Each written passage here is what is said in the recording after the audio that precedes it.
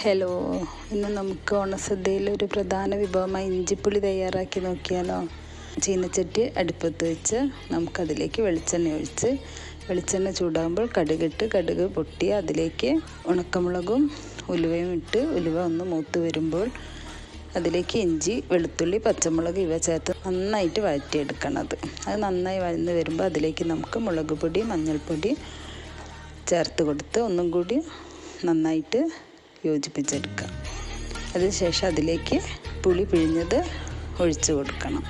ഒന്ന് തിളച്ച് വരുമ്പോൾ ഇതിലേക്ക് നമുക്ക് കുറച്ച് എള്ള് ചേർത്ത് കൊടുക്കാം.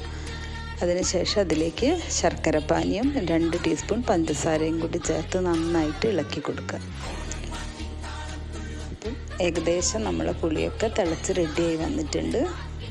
അപ്പോൾ എല്ലാവരും ഒന്നിത് ട്രൈ ചെയ്ത് നോക്കണേ.